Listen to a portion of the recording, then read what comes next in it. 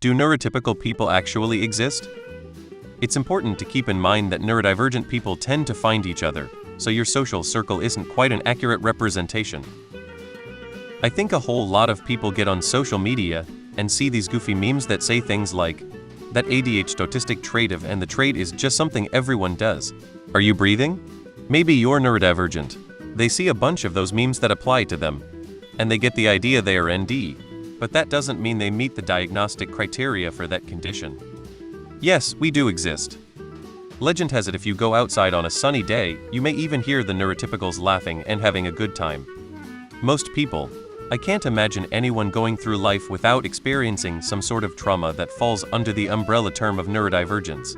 Depression, anxiety, autism, ADHD, or other kinds of neurodivergence. Those things are not all neurodivergence. Like one of them is, you can exhibit a neurodivergent trait without being neurodivergent, and in fact this quality applies to most people. We're also living in a time thanks to social media where a lot of people are diagnosing themselves and other people incorrectly and without the medical ability to do so.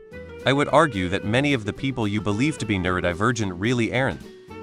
I have no depression, anxiety, autism, ADHD, or any significant trauma. The suffix typical suggests neurotypical people are indeed typical. Depression and anxiety aren't neurodivergent.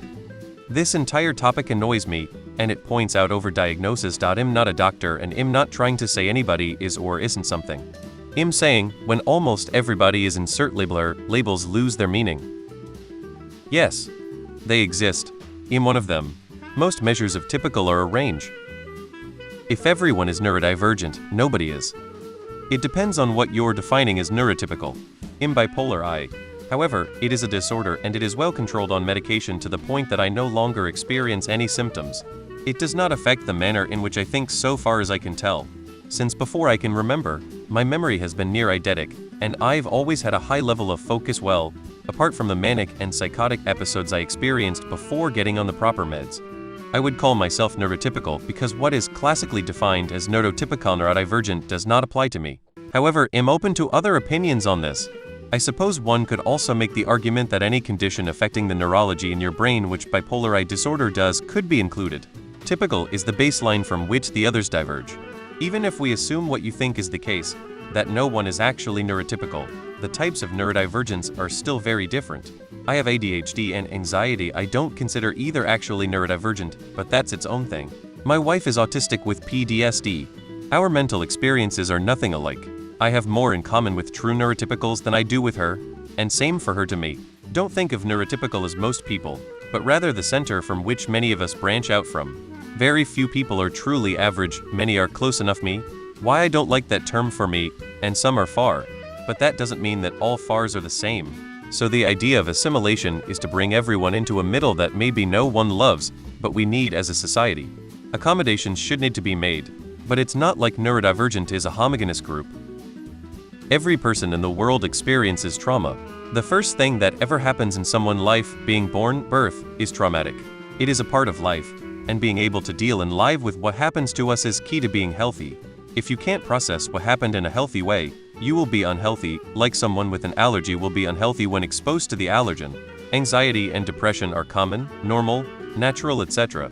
The atypical thing there is to experience them at the wrong time, for too long, too much, and being unable to deal with it. I guess I am a neurotypical person since I don't have any trauma issues, ADHD, autism, or anything like that. Neither does my sister. Because everybody is a Google psychologist and diagnoses themselves for whatever weird quirk.